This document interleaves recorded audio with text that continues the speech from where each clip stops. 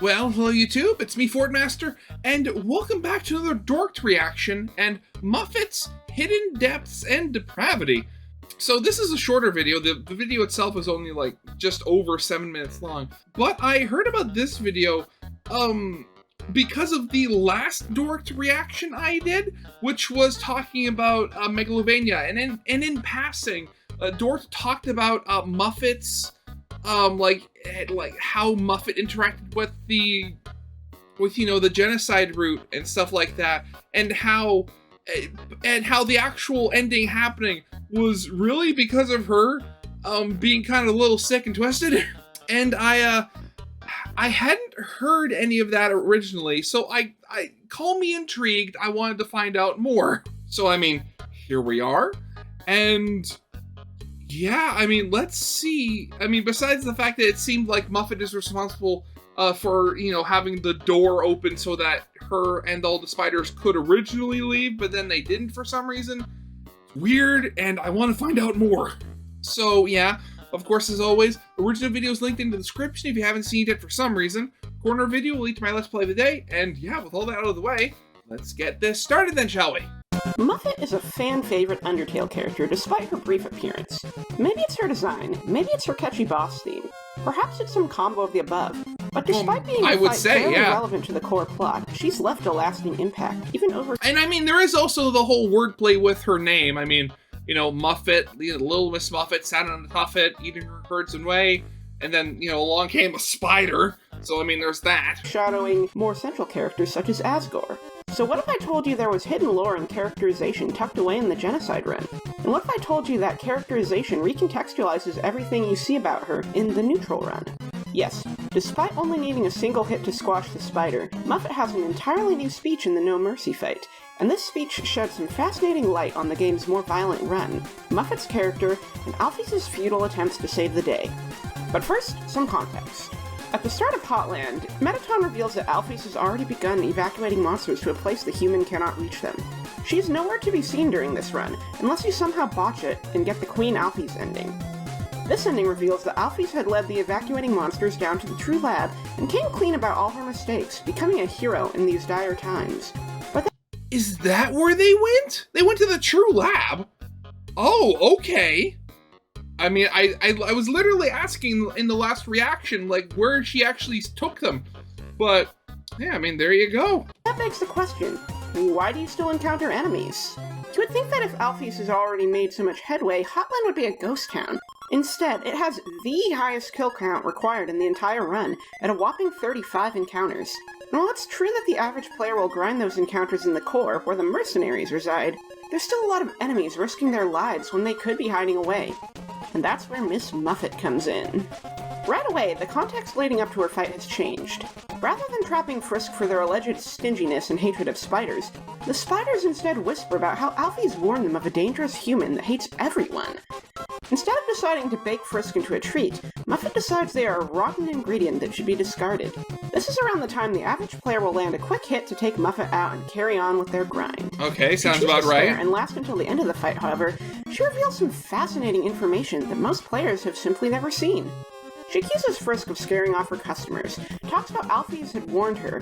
Alphys even insisted that Muffet escape with the others, and that she would block off all of Hotland once Muffet was safely hidden.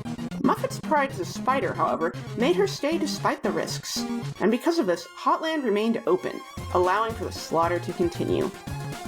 At first, it seems like Muffet may regret this, until she reveals that it's not the lives of other monsters, but rather the fact that Alphys would have made a tasty treat that has her down.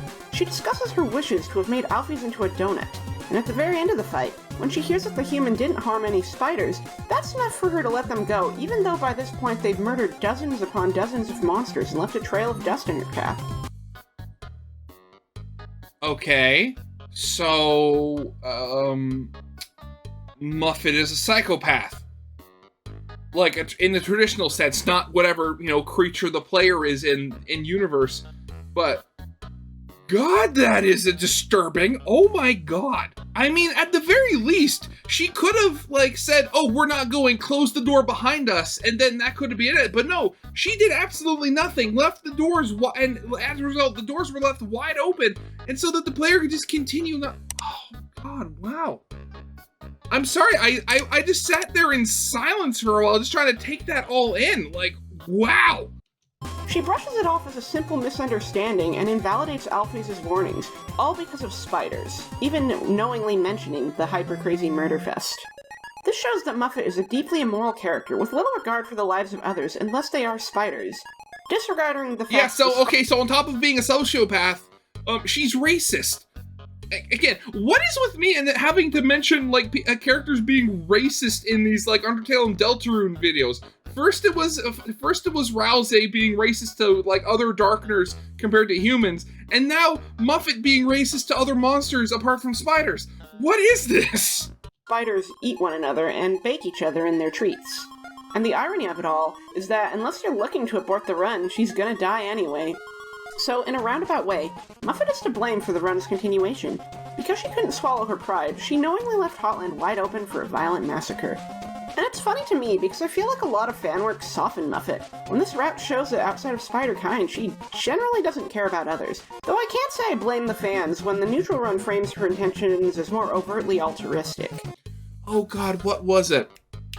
I'm trying to remember now. I can't remember who I saw. I saw somebody do this playthrough of like an AU game where it was a version of Underswap, like Papyrus was like it was sort of like Sans played a superhero, like the Royal Guards were the Navy. You played as Chara. There was like this weird character that was like a vampire, but he was like a hat and coat that just floated around with bats. Oh god, I'm forgetting what it was called. If anybody watching this knows what I'm talking about, please tell me the name. Because I know there's a whole thing where, like, Muffet has a cafe, and there was a whole thing with, like, her being tricked, and you can befriend her by talking and making, like, this baked good. Oh god, what is it called? What is it called? I'm completely forgetting. Again, if anybody knows which fan game I'm talking about, please tell me in the comments, because this is suddenly, like, killing me here. As mentioned, the lead up to her neutral fight focuses on the way that humans treat spiders, which is a very real and relatable situation. Many people are terrified of spiders and will squash them without a second thought. Well, I mean, that's the whole thing, like, I forget what they're called. They're like house centipedes, you know, the ones that are like really furry, not furry, but have lots of legs. Those ones I've heard, you know, they're good to have in your house because they eat other insects and each other. And they also, like, eat the remains of dead insects, so they kind of, you know, keep track of that, like, stuff like that.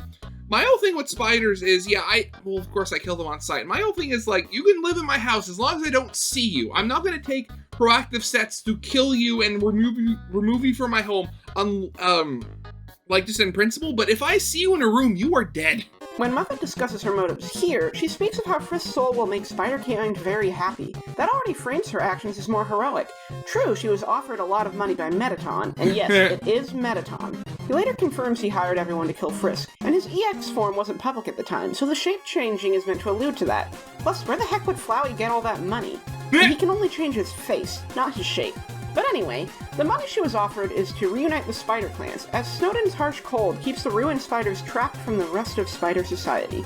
Muffet's goal is to purchase a heated limo to transport them, and use the leftover funds for other facilities such as a spider baseball field. Again, it seems noble, and for spiders it is, but it doesn't change the fact that in both versions of the fight, she's eager to turn other living things into food, and in both cases only relents when it's clear that Frisk hasn't hurt any spiders. It's not about the greater good. It's only about her spiders. Own kind and her own self-interest. And with the cannibalism thrown in, it creates a much more dubious context, even if such things are normal for spiders. No matter how you slice it, it shows a disregard for other lives, and that fundamentally, Muffet is not a kind person. Because even if you disregard all this, she still charges ridiculous prices for her baked goods, and pressures innocent people into buying them. And with the way she licked her lips at the donut guy, it's pretty strongly implied that she would have eaten them if they didn't comply.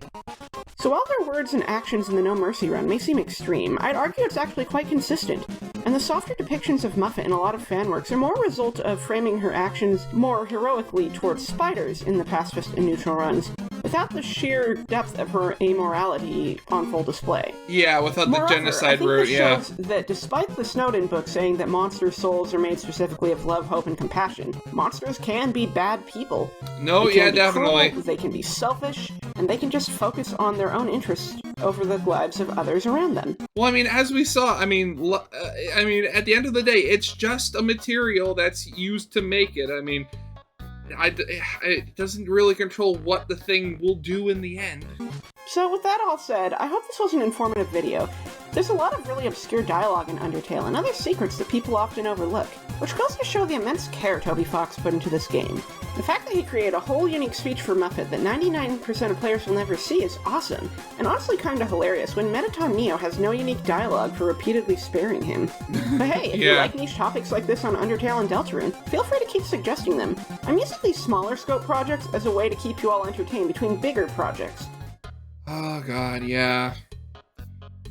It's amazing, like, how often in media you have, like, this sweet character, or at least, like, the cute-looking character, like, hiding, you know, absolute, like, horrid things underneath. And the fact that, you know, I say it again, Muffet is essentially racist towards all other monsters, saying that, oh, it's her pride as a spider that basically dooms all of monster kind, essentially. I mean, I guess what they say is true. Pride cometh before a fall. So yeah, of course, as always, original video is linked in the description if you haven't seen it for some reason. Corner video will lead to my Let's Play of the day. And with all that out of the way, I hope you guys liked. If you did, leave a like, subscribe if not, and I'll see you guys next time. Goodbye.